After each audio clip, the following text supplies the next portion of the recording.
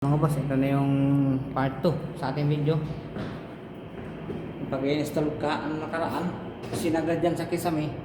So, maintenance, hindi na mabubuksan yung unit. So, in-adjust natin. Yan, okay na. Pwede na luputin. So, dito sa labas, yan. Okay na din. Adjust natin yung dalhin niya. Nilagyan natin ng spray foam para ipasukin ng mga sa mga elemento.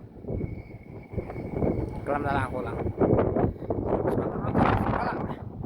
Paano na kay Panday, mag-subscribe kay Panday para sa ating susunod pang mga video.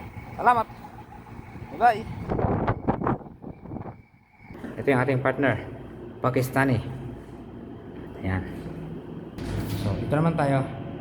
Ayan, kahit pagod, blooming pa rin. Shout out sa aking partner, Ahmad, the Indian guy, but face Pakistani. Ayan, ligpit natin gamit.